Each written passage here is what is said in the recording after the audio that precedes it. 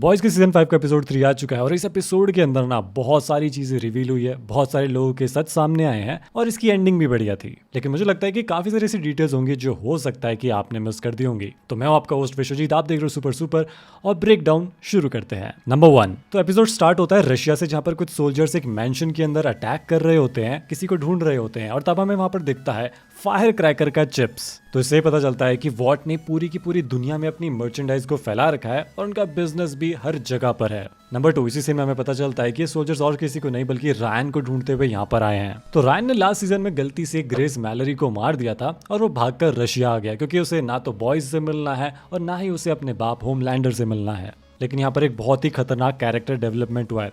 पहले रायन लोगों को गलती से मारता था, लेकिन अब वो यहाँ पर इन इनोसेंट सोल्जर्स को जान से मार रहा है।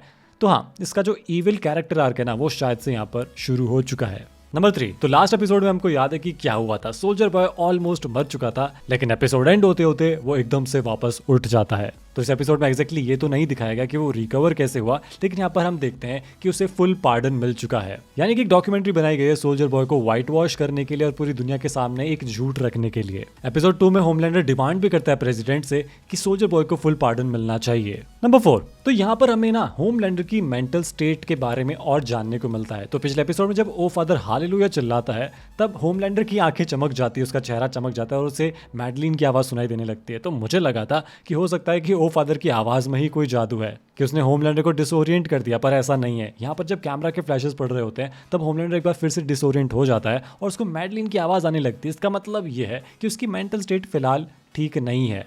वैसे तो उसकी मेंटल स्टेट कभी भी ठीक नहीं होती, लेकिन इस बार वो सच में बहुत ज्यादा पजल्ड है। नंबर 5 तो सारे लोगों का ध्यान होता है सोल्जर बॉय के ऊपर, उसको मेडल मिल रहा होता है, लोग उसके लिए चीयर कर रहे होते हैं और हाँ, अब उसकी वर्शिपिंग चालू होने वाली होती है। तो होमलैंडर को ये चीज़ बिल्कुल पसंद नहीं आती कि कोई और लाइमलाइट ले जाए या फिर लोग किसी और को वर्शिप करे। इस वजह से होमलैंडर बीच में आता है और सबको बता देता है कि वो सोल्जर बॉय का बेटा है। अब ये move according to Sister Sage, according to Soldier Boy, according to what, ये अच्छा मूव नहीं है, लेकिन होमलैंडर को ये चीज बिल्कुल नहीं पसंद आ रही थी कि लोग सोल्जर बॉय को इंपॉर्टेंस दे रहे हैं। नंबर 6 तो पिछले एपिसोड के ब्रेकडाउन में एक थ्योरी मैंने बताई थी कि हो सकता है कि सोल्जर बॉय इसलिए सर्वाइव कर रहा है क्योंकि उसे V1 से इंजेक्ट किया गया था, ना कि कंपाउंड V से। और इस एपिसोड में इस चीज का कंफर्मेशन भी मिल जाता है, जहां पर सिस्टर सेज बताती है कि कंपाउंड V वाले जो सुपर हीरोज, यानी कि मॉडर्न डे वाले जो सुपर हीरोज है, उन पर तो वायरस इंपैक्ट करेगा, लेकिन जिनको V1 मिला हुआ है उन पर ये वायरस कोई असर नहीं कर सकता। और जैसा कि हम सबने सोचा था, बिल्कुल वैसा ही हो रहा है। जैसे ही होमलैंडर को पता चला कि V1 लेने से वो इमॉर्टल हो जाएगा, तो वो V1 ढूंढने के पीछे निकल चुका है। नंबर 7 तो एक थ्योरी ना बहुत ही ज्यादा पॉपुलर हो रही थी कि स्टॉर्म फ्रंट होमलैंडर की माँ है। देखो, वैसे तो होमलैंडर कोई नेचुरल बॉर्न बेबी नहीं है, उसे लैब में बनाया गया है, लेकिन ऑब्वियसली जीन्स तो चाहिए ही थे। अब हमें ये तो पता है कि सोल्जर बॉय के जीन्स से ही होमलैंडर बना था, लेकिन आखिर एग किसका यूज हुआ था? इस बात पर थ्योरी चल रही थी कि वो स्टॉर्म फ्रंट का हो सकता है, क्योंकि ऑब्वियसली एक सुपर हीरो को पैदा करना था तो एक सूप का ही तो एग चाहिए होगा। अब यहाँ पर जब स्टॉर्म फ्रंट को मेंशन किया जाता है, तब सोल्जर बॉय कहता है कि वो कौन है। तब सिस्टर सेज कहती है कि तुम उसे लिबर्टी के नाम से जानते होगे। और तब सोल्जर बॉय का जो रिएक्शन है वो बड़ा अजीब सा है, बड़ा सस्ता रिएक्शन है और होमलैंडर भी उसी को नोटिस करता है। अब हमने द बॉयज के इतने सारे सीजन्स में ना बड़ी डिस्गस्टिंग चीजें देखी है और मेरे ख्याल से अगर ये सच होती है तो ये नंबर 1 पर आ जाएगी। नंबर 8 तो हमें ये तो पता चल चुका है कि अगर V1 नहीं होगा तो होमलैंडर मर जाएगा उस वायरस से, यानी कि वो इम्यून नहीं है। और ये चीज बहुत ज्यादा सता रही है होमलैंडर को, क्योंकि सीजन 3 के एंड में सोल्जर बॉय से कहता है कि you are just a cheap knock off. और उस बात का अब सेंस बन भी रहा है, क्योंकि अब एक्चुअली में सोल्जर बॉय होमलैंडर से लीग में बहुत ज्यादा आगे निकल चुका है, क्योंकि उसको कोई चीज मार ही नहीं सकती।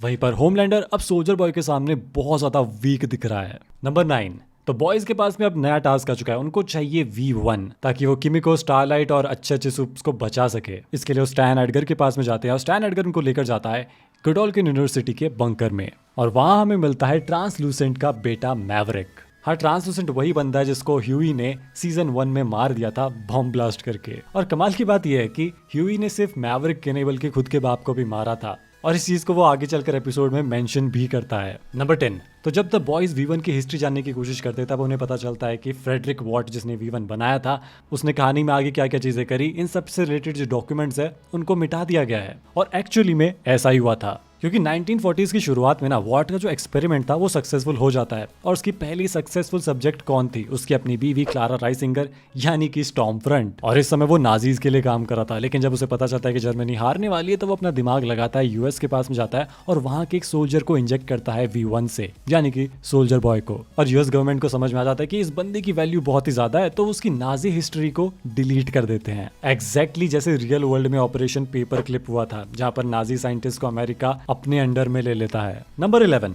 तो हाँ, हमेशा से ये बात तो तय थी कि होमलैंडर खुद को भगवान से ऊपर समझता है। वो चाहता है कि लोग उसको भगवान की तरह वर्शिप करे, एक भी इंसान धरती पर ऐसा ना हो जो उसे हेट करे। और इसी का सिंबॉलिज्म इस एपिसोड में देखने को मिलता है जब मैडेलिन उसके सामने आती है ऑलमोस्ट जीसस बन के। यहाँ तक कि मैडेलिन उससे कहती भी है कि तुम ही भगवान हो, तुम जीसस से ऊपर हो, क्योंकि जीसस ने जितने लोगों को नहीं बचाया उससे ज्यादा लोगों को तो तुम बचा लेते हो, तो तुम भगवान से ऊपर हो। नंबर 12। अब यहाँ पर आती है खतरनाक वाली डिटेल। तो देखो, हुआ ये कि पिछले एपिसोड में जब एआई वाला मैटर हुआ था कि वो जो फुटेज है वो एआई से बनाई हुई है, देखो उसमें 6 उंगलियां दिख रही है, ऐसा करके नैरेटिव चलाया था वॉट ने, कुछ वैसा ही रियल में भी हुआ था यूएस के अंदर। तो लोग कह रहे थे कि ये तो भाई आज का सिम्पसन बन गया, जहां इन्होंने पहले से ही प्रिडिक्ट कर लिया था कि रियल वर्ल्ड में क्या होने वाला है। लेकिन इस चीज का लेवल अब और ज्यादा बढ़ चुका है, क्योंकि कुछ दिन पहले ही ट्रंप ने अपनी जीसस वाली पिक पोस्ट करी थी, जहां ट्रंप खुद को जीसस दिखा रहा है जो लोगों की मदद कर रहा है। और इस एपिसोड में बिल्कुल वैसी ही डिजाइन वाला मैडेलिन का आर्ट देखने को मिलता है।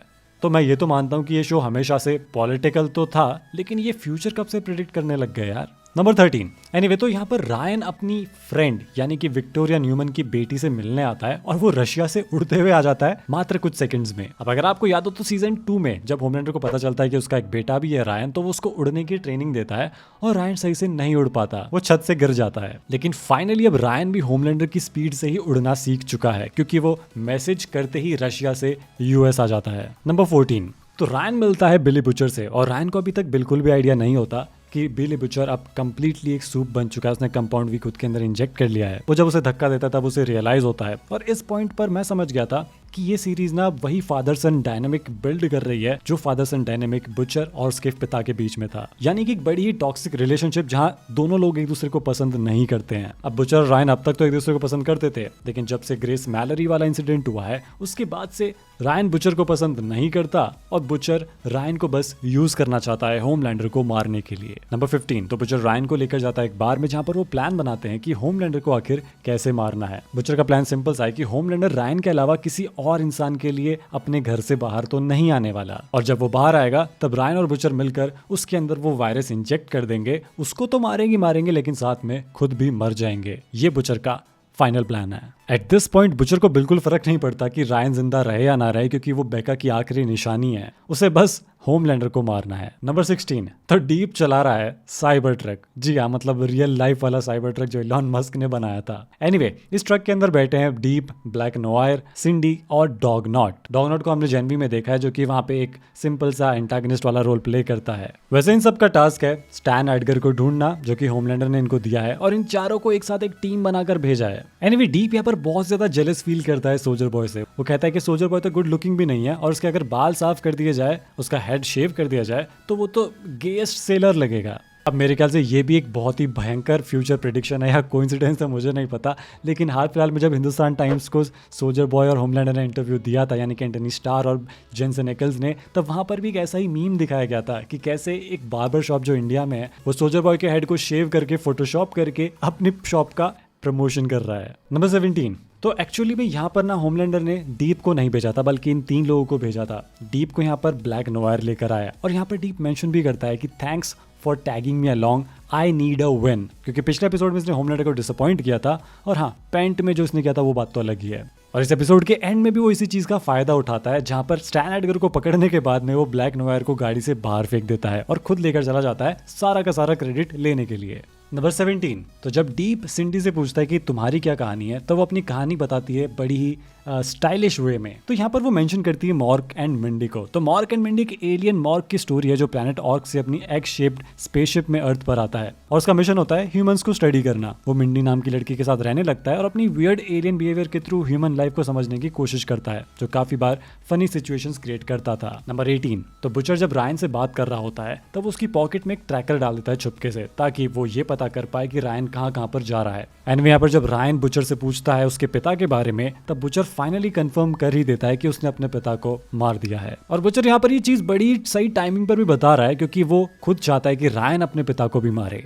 नंबर 19, तो देखो बुचर ना बड़ा ही खतरनाक गेम खेल रहा है। उसने विक्टोरिया न्यूमन को मार दिया, लेकिन उसने उसके पति यानी कि समीर शाह को ये नहीं बताया कि उसकी बेटी जिंदा है, और उसकी बेटी जोई न्यूमन को ये नहीं बताया कि तेरा बाप जिंदा है, क्योंकि वो समीर शाह का यूज कर रहा है वो वायरस डेवलप करने में। लेकिन जोई बिली बुचर को ढूंढते ढूंढते लैब पर आ जाती है और उसको वहां पर समीर शाह मिल जाता है। तो हाँ, देखा जाए तो एक एक करके बुचर के सारे प्लान्स फेल हो रहे हैं। वायरस V1 वाले सूप्स पर काम नहीं कर रहा है और अब समीर शाह भी भाग चुका है जिसको वायरस बनाना आता था। नंबर 20, तो ऐसा लगता है कि इस सीजन के अंदर जो बुचर वाला कैरेक्टर है ना, वो काफी ज्यादा नेगेटिव शेड में जाने वाला है, क्योंकि जब से उसने कंपाउंड V लिया है तब से मुझे ऐसा फील होता है कि वो अपने ऊपर से कंट्रोल खो चुका है और उसका कैंसर उसको कंट्रोल करता है। क्योंकि यहाँ पर इस सीन में जब उसे पता चलता है कि किमिको और फ्रेंची ने समीर शाह को जाने दिया, तब वो किमिको पर अटैक करने वाला होता है और वो नहीं, उसका कैंसर उस पर अटैक करने वाला होता है। नंबर 21, तो जो डीप की टीम होती है वो स्टैन एडगर के बंकर को ढूंढ लेती है और बॉयज पे अटैक कर देते हैं। इसके बाद में ह्यूई और ट्रांसलूसेंट के बेटे में बहुत जबरदस्त फाइट होती है, क्योंकि ट्रांसलूसेंट का बेटा जान चुका है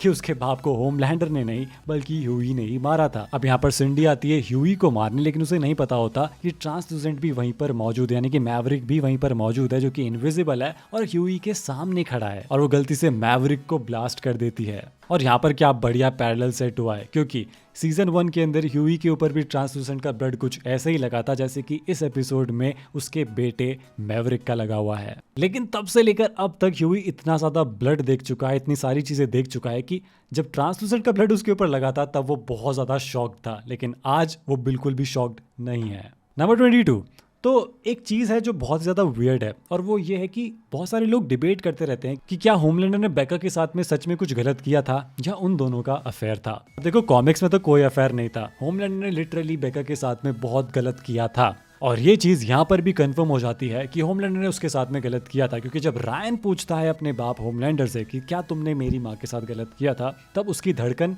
बढ़ जाती है, और ये चीज रायन रियलाइज कर लेता है अपनी सुपर पावर्स यूज करके। नंबर 23, तो इसके बाद में होमलैंडर ना जम के धुलाई करता है रायन की, उसको समझाने की भी कोशिश करता है, और ये मोमेंट बहुत ज्यादा सिमिलर था इनविंसिबल के थिंक मार्क थिंक वाले मोमेंट से, जहां पर ओमनी-मैन अपने बेटे को बहुत बुरी तरीके से पीटता है।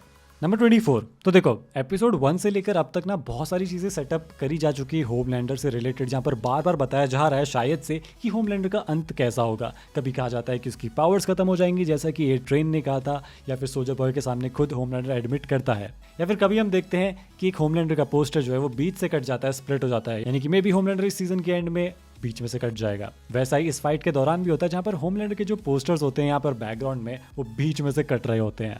तो कमेंट करके आप लोग बताओ कि आप लोग के लिए ज्यादा सेटिस्फाइंग एंड कौन सा होगा, होमलैंडर की पावर्स छीन लेना, उसको नॉर्मल ह्यूमन बना देना, या फिर उसे जान से मार देना।